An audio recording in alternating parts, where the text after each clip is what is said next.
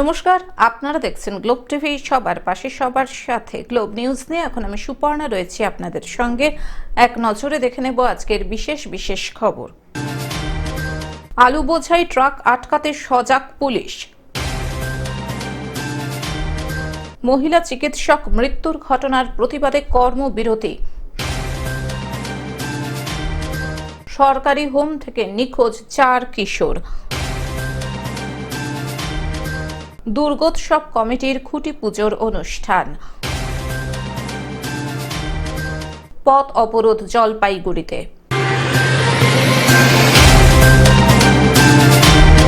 আসছে বিস্তারিত খবরে।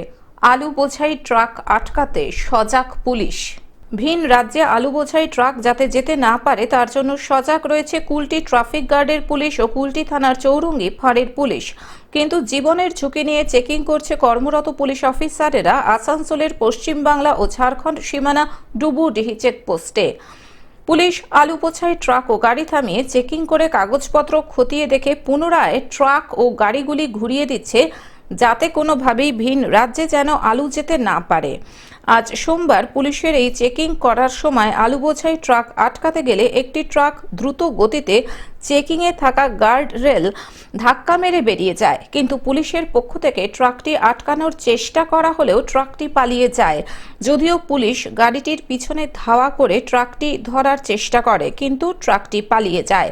ঘটনার তদন্ত করছে পুলিশ। তবে বড়সড় দুর্ঘটনার হাত থেকে রক্ষা পেলেন কর্তব্যরত পুলিশেরা। घटना हुआ था, एक आलू गाड़ी उधर से आ रहा था। हमारा पुलिस चेकिंग बैरियर पर यहाँ बैरियर लगा हुआ था।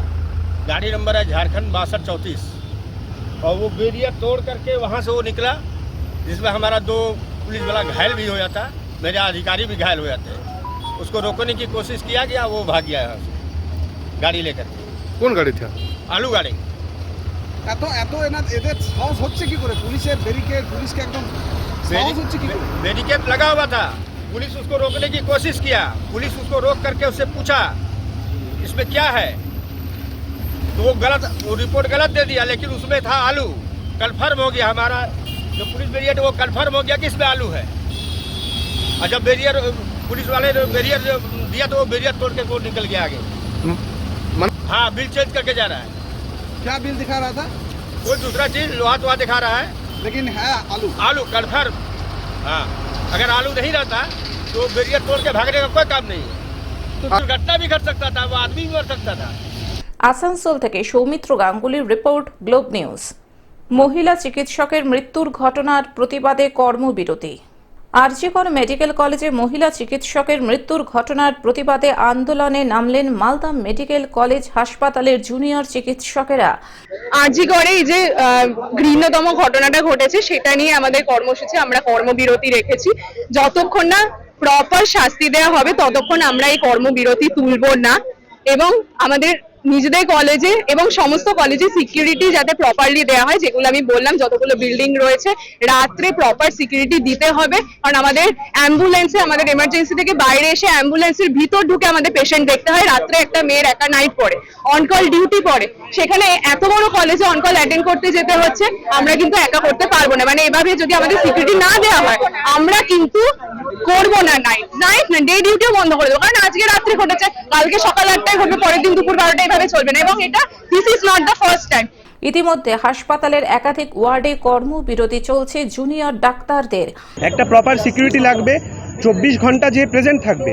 দরকার হলে ফিমেলদের জন্য ফিমেল সিকিউরিটির ব্যবস্থা করতে হবে, প্রপার রেস্টরুমের ব্যবস্থা করতে হবে, অল টাইম সিসিটিভি লাগাতে হবে যাতে কলেজ ক্যাম্পাসে কোনো রকম কোনো সমস্যা না হয়। ঠিক আছে, যারা আমাদের অনকল ডক্টর আছে, যারা 24 ঘন্টা ডিউটি করে, কখনো রোটেশনের সময় আমরা 48 ঘন্টা ডিউটি করি, তো আমরা আমাদের খাওয়া দাওয়া বন্ধ করে ডিউটিটা যেটা করছি তার জন্য আমরা যে ন্যূনতম সেফটিটা চাইছি, আর তো কিছু চাইছি না। এই বিষয়ে মালদা মেডিকেল হাসপাতালের এমএসভিপি প্রসেনজিৎ বর বলেন, জুনিয়র চিকিৎসকদের বোঝানোর চেষ্টা করা হচ্ছে, কিছু কিছু ওয়ার্ডে তারা কাজ করছেন না। ডাউন হলে তো অবশ্যই কর্তৃপক্ষ কিছুটা সমস্যা পড়বে, হসপিটালে পরিষেবা কিছু তো ব্যাহত হবেই। তবে সিনিয়র ডাক্তাররা আছেন, ওদের হাউস স্টাফ আছে, তারা কাজ মেনটেন করে যাবে।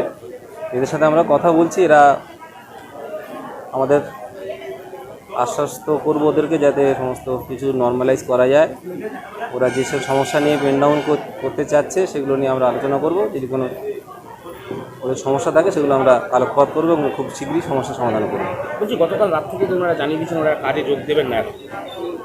অফিসিয়ালি জানায়নি, তবে শুনলাম যে ওরা অনেকে কাজ করছে না, সেটা আমরা তার জন্য কথা বলতে এসেছি, কী সমস্যা আছে সেগুলো আলোচনা করার জন্য। তাদের কর্মবিরতি চললে জরুরি বিভাগ এবং মাতৃমা বিভাগে যথেষ্টই প্রভাব পড়বে। আরজি করের এই ঘটনার আসল দোষীর শাস্তি পায় ততক্ষণ আমরা এইরকম কর্মবিরতি রাখতে চাই। আমাদের প্রথম দাবি হচ্ছে এই যে যিনি রেপড হয়ে মারা গেলেন সেকেন্ড ইয়ার পিজিটি চেস্ট মেডিসিনের, তার এরকম মারা যাওয়ার পেছনে যারা আসল দোষী তাদের আমরা শাস্তি চাই। মালদা থেকে অভিষেক দাসের রিপোর্ট, গ্লোব নিউজ। সরকারি হোম থেকে নিখোঁজ 4 কিশোর। ফের সরকারি হোমের নিরাপত্তায় বড় সড় গলদ। সরকারি হোম থেকে নিখোঁজ হয়ে গেল 4 জন কিশোর। বহরমপুরের কাজী নজরুল ইসলাম হোম থেকে 4 জন কিশোর নিখোঁজ হয়ে গেছে। গত 1.5 বছর আগে এই কাজী নজরুল ইসলাম হোম থেকেই 11 জন কিশোর নিখোঁজ হয়ে যায়। তার রেশ কাটতে না কাটতেই ফের সেই সরকারি হোম থেকেই নিখোঁজ হয়ে গেল 4 জন কিশোর। পুলিশ সূত্রে জানা গিয়েছে, প্রাথমিকভাবে মনে করা হচ্ছে হোমের ভেতরের গ্রিল কেটেই এই 4 জন কিশোর পালিয়ে গেছে। কিন্তু তাহলে নিরাপত্তা কোথায়? এটা তো আমাদের তো মেয়ে। হ্যাঁ, না এই যে এই ভিতরে তো এত নিরাপত্তা, বাইরে থেকে ঢুকতে দেওয়া হয় না কাউকে, সেভাবে সেটা ভিতর থেকে কিভাবে এভাবে পালাচ্ছে, কি বলবেন? এটাই আমরা বলবো যে কিভাবে বাস বলো জি। সরকারি হোমে কেন নেই পর্যাপ্ত নিরাপত্তা রক্ষী? হোমের গ্রিল কেটে পালালে নিরাপত্তা রক্ষীদের চোখে পড়ল না কেন? পালিয়ে গেছে না নেপথ্যে অন্য কোনো রহস্য উঠছে, সেই নিয়ে উঠেছে প্রশ্ন। অল্প বয়সে ধরেন পালিয়ে বিয়ে করেছিল, ওই জন্য এখানে হোমে পাঠিয়েছে থানা থেকে। আপনাদের কি দেখা করতে দেয়? না, দেয় না। কি বলে? বলে না, এখন হবে না, দেখা করা হবে না, আসা যাবে না। আমরা এসছি, এখনই ঢুকলাম, কালকে এসছিলাম, কালকে আমাদেরকে দেখতে দেয়নি, বলছে হবে না, এখন 7 দিন দেখা হবে না। আমরা ঢুকতে চাইছি কিন্তু ঢুকতে আমাদেরকে দেয় না। কবে দেখেছেন আপনার বাচ্চাকে লাস্ট কবে দেখেছেন? কবে? আজকে 4 দিন হচ্ছে। 4 দিন আগে দেখেছেন? হ্যাঁ, না আমাদেরকে বার করে দিচ্ছে এখান থেকে। মুর্শিদাবাদ থেকে রক্তিম সিদ্ধান্তের রিপোর্ট, গ্লোব নিউজ। দুর্গোৎসব কমিটির খুঁটি পুজোর অনুষ্ঠান।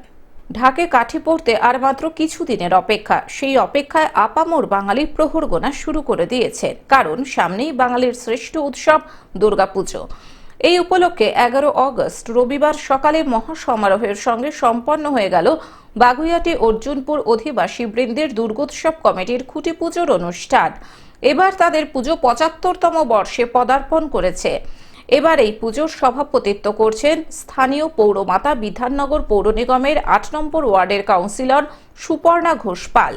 খুঁটি পুজো উপলক্ষে উপস্থিত ছিলেন বিধাননগর পৌর নিগমের মেয়র পরিষদ সদস্য দেবরাজ চক্রবর্তী এবং 5 নম্বর ওয়ার্ডের পৌরমাতা নন্দিনী ব্যানার্জি এবং সমাজসেবী রাজীব চৌধুরী প্রমুখ। প্রথমে বলবো ভীষণ আনন্দ হচ্ছে, কারণ 8 নম্বর ওয়ার্ডের পৌর প্রতিনিধি রূপে এরা আমাকে এই চড়কতলা অর্জুনপুর অধিবাসী বৃন্দের যে পুজো, তাতে আমাকে ওরা সভাপতি করেছে এবং তার জন্য আমি খুবই আনন্দিত যে আমি এত সুন্দর একটা ঐতিহ্যবাহী পুজোর সঙ্গে যুক্ত হতে পেরেছি। কারণ এই পুজোটা অনেক দিনেরই এবং এলাকার মানুষ অত্যন্ত আন্তরিকভাবে এই পুজোটা করে। এর অংশ এবারে আমি হতে পেরেছি সক্রিয়ভাবে, তার জন্য খুব আনন্দিত এবং সমস্ত ক্লাবের সদস্যদের কাছে আমি কৃতজ্ঞ, তাদেরকে অবশ্যই ধন্যবাদ জানাচ্ছি। এবারে পুজোটা কিভাবে তুলে ধরবে? এবারে ওরা প্রত্যেকবারই একটা সুন্দরভাবে পুজো করে, কিন্তু এবারে থিম পুজোর শুরু হয়েছে। এই 75 বছর পূর্তি এবং এদের থিম হচ্ছে অনাহারের আহার। আমরা বেশি ডিটেলস এখনই বলবো না।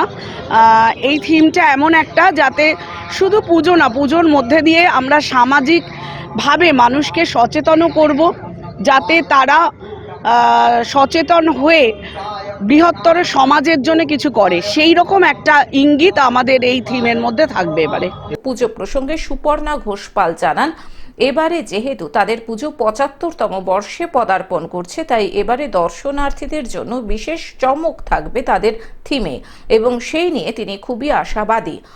নমস্কার, আমি মধুরিমা ভট্টাচার্য। এবারে অর্জুনপুর অধিবাসীবৃন্দর ভাবনার দায়িত্বে আমি রয়েছি।